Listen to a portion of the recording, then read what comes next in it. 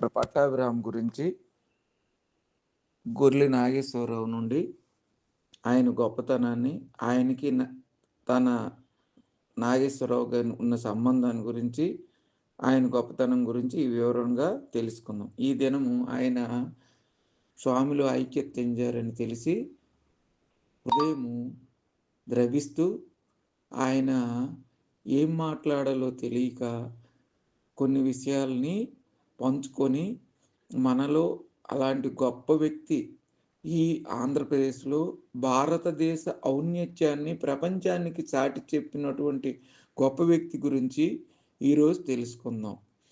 Doctor B V Pattabhiram psychologist, PhD చేశారు. రచయితగా, వ్యక్తిత్వ వికాస నిపుణుడిగా మీ అందరికీ సుపరిచితులే. తన ప్రదర్శనలతో ప్రపంచ నలుమూలల అభిమానాలను సంపాదించుకున్న పట్టాభిరామ్ రచనలు తెలుగు, ఇంగ్లీషు, కన్నడము, తమిళ భాషలో పాఠకులకు అందుబాటులో ఉండేవి. తెలుగు, కన్నడ భాషలో అత్యధిక పాఠకాదరణ కలిగిన రచయితగా సంచలనం సృష్టించిన డాక్టర్ బివి పట్టాభిరామ్ విద్యార్థుల కోసం అనేక శిక్షణా తరగతులు నిర్వహించడంతో పాటు తల్లిదండ్రుల అవగాహన సదస్సు నిర్వహిస్తారు. డాక్టర్ పట్టాభిరామ్ ట్రస్ట్ ద్వారా రాష్ట్ర వ్యాప్తంగా ప్రభుత్వ పాఠశాలలు చదువుకునే పేద విద్యార్థుల కోసం మట్టిలో మాణిక్యం కార్యక్రమాలు కూడా నిర్వహించారు.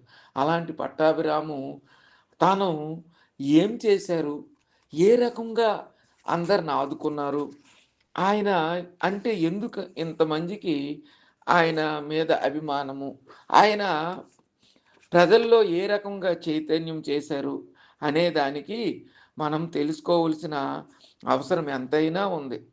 ఆయన మెయిన్గా మనకు చెప్పేది ఏమిటంటే, ఎవరు కూడా పుట్టుకతో గొప్పవారు కాలేరు.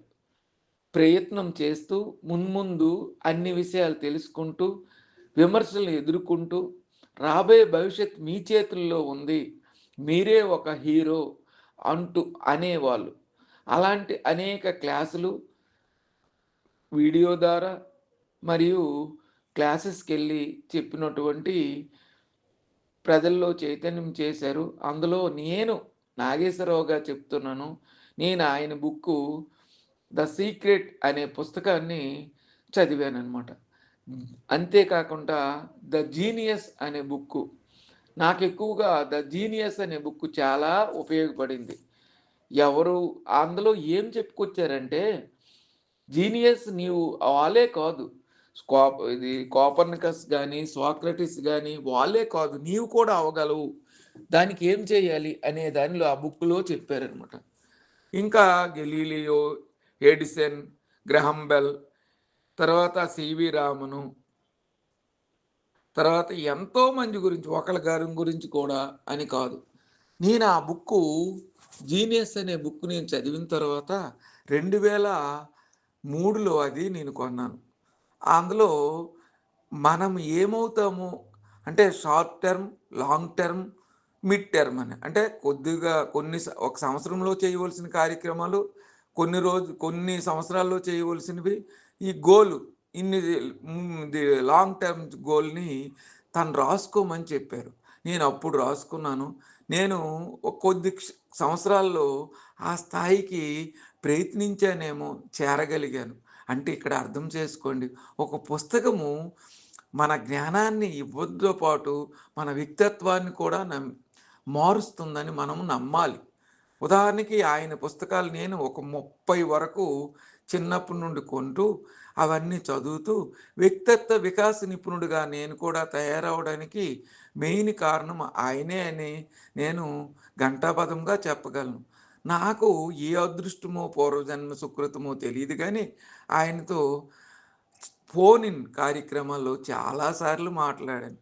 నాకు ఒక గురువుగా ఒక ప్రతిదీ కూడా చెప్తూ అంటారు, నాగేశ్వరరావు నీవు హైదరాబాద్ ఏరియాలో ఉండుంటే నేను నా ఎంత వాడుగా నీకు తయారు చేసి ఉందనేమో, నీవు ఆ ప్రాంతంలో ఉండిపోవడం వల్ల నీవు అలా ఆ స్థాయికి రాలేదనేమో అన్నారు. నిజంగా నేను అంత అదృష్టవంతుడిని కానేమో, కానీ ఆయన మాటలు చెప్పేటప్పుడు నాకు అనిపించింది, అబ్బో అంత ప్రపంచాలు తిరిగి అంత పేరున్న కలిగిన వ్యక్తి నాకు ఇలా అనడం నిజంగా అదృష్టం.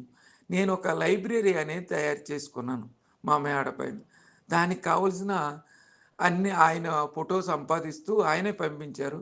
అది ఫ్రేమ్ కట్టుతో ఆయనకి పంపించాను.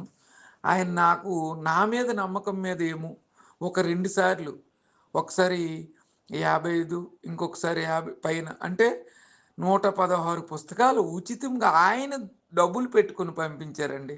నేను ఏ జన్మలో, ఏ పూర్వ జన్మలో ఏ పుణ్యం చేశానో అలాంటి వ్యక్తి గ్రంథాలయానికి, నా గ్రంథాలయం పేరు శ్రీశ్రీ గోనాస వికాస గ్రంథాలయం. శ్రీశ్రీ గొర్లి నాగేశ్వరరావు సాహిత్య వికాస గ్రంథాలయానికి ఆయన 116 బుక్స్ పంపించి, విద్యార్థులను తయారు చేయి, నీవు అన్ని క్లాసులకు వెళ్ళు, ఎక్కడ వెనుకబడకు, నీకు భగవంతుడు అన్ని విషయాల్లో నీకు ఉంటాడు, నీ పని నువ్వు చేయి అని నాకు అనేక సార్లు చెప్పారు సార్.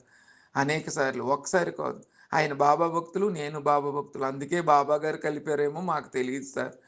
అలాంటి గొప్ప వ్యక్తితో పరిచయం అవడము, ఆయన పుస్తకాలన్నీ చదవడము, అనేక ఉపన్యాసాల్లో చెప్పడము, ఆయన గురించి చెప్తూ యండమూరి గారి గురించి, డాక్టర్ పట్టాభిరామ్ గురించి ఆ ఉపన్యాసాల్లో చెప్తూ పిల్లల్ని ఆకట్టుకుంటూ, అటు 10th క్లాస్ విద్యార్థులకి వ్యక్తిత్వ వికాసంగాను, ఇక హాస్టల్స్, నైట్ స్కూల్స్లో హాస్టల్స్కి వెళ్ళి వాళ్ళని ఎలా ఉండాలి, ఏ రకంగా మనం ముందుకెళ్తాం అనే విషయాలు కూడా చెప్పే అదృష్టము ఆయన ద్వారా కలిగిందేమో. ఆయన చెప్పిన కొన్ని విషయాలు మనం ఇప్పుడు తెలుసుకోవడానికి ప్రయత్నిద్దాం. ఆయన ద సీక్రెట్ అనే బుక్లో ఏం రాశారు చూడండి సార్ ఒకసారి. ఎవరైనా అడ్డుపడితే మనుషులు అడ్డుపడాలి, అంతే తప్ప ఏ దేవుడు కోపం వచ్చి కాదు. దేవుడి పేరుతో మనకి మనమే అడ్డుగోడలు నిర్మించుకుంటున్నాం. నిజంగా చెప్పాలంటే ఆ దేవుడు తనకి కిరీటం పెట్టిన వాళ్ళకి, తనకు బంగారం ఇచ్చే వాళ్ళకి ఏదో చేయడం అంతా ఉత్తి మాటలే. పేపర్లో చదివాను, దేవుడు వడ్డానం చేయించిన వాడు దేశం వదిలి పారిపోయాడు, ఇంకొక ఆయన వజ్ర కిరీటం చేయించిన వాడు శిక్ష పడ్డాడు. దేవుడు ఉన్నాడా లేడా అన్న విషయం పక్కన పెడితే, దేవుడు అడ్డు పెట్టుకుని మిమ్మల్ని ఎవరైనా భయపెట్టినా మీరు భయపడతారు. అది మూఢనమ్మకం కాబట్టి జరుగుతుంది. ఇక్కడ అసలు విషయం ఏమిటంటే, మీకు మీరే హీరో. రౌండ్ బెర్న్ హీరో అనే అద్భుతమైన పుస్తకం కూడా రాసింది.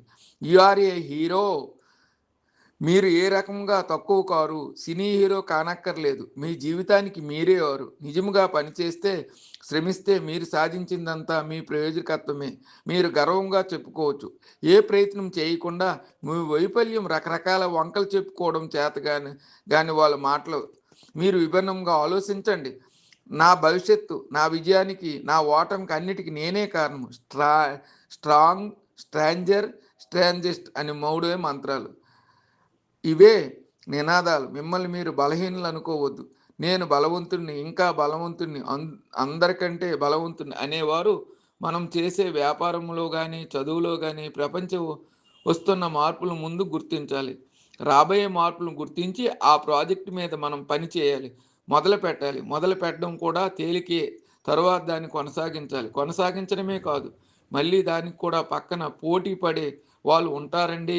వాళ్ళందరిని తట్టుకోవాలి. వాళ్ళందరిని తట్టుకున్న వాళ్ళతో పాటు వాళ్ళందరికంటే నేను ఇంకా బాగా చేసి ముందంజ వేయాలని మనకు మనం అనుకోవాలండి. అలాగా చెప్తూ పోతే ఈ రోజంతా అవుతుందండి ఆయన గొప్పతనం.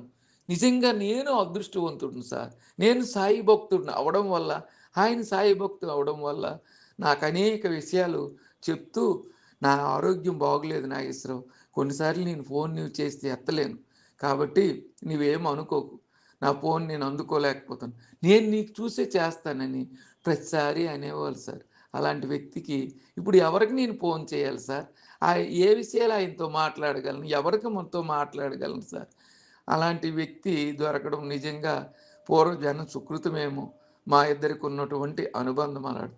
అంతేకాదు, నేను డాక్టరేట్ అవార్డు వచ్చినప్పుడు సార్కి హైదరాబాద్ నుండి ఫోన్ చేస్తే, నాకు నీవు వచ్చి కలడం నా అదృష్టమే, కానీ నేను ఒక మ్యారేజ్కి వెళ్తాను, నేను వచ్చేటప్పటికి లేట్ అవుతుంది, కాబట్టి నీవు మరేమనుకోకంటో మీరు ఎండమూరికి కలండి అని చెప్పారనమాట. ఇలా చెప్తూ పోతే చాలా విషయాలు ఉంటాయండి. కాబట్టి నాకు ఆయనలో ఒక వ్యక్తిగా, గురువు ఆయన, ఒక అన్నగా, ఒక పెద్ద అన్నగా, అన్ని రకాలుగా ఉన్నటువంటి అతని గురించి ఇంతకంటే నేనేం చెప్పగలను. నాకు మన నోరు రావట్లేదు సార్. ఉంటాను సార్.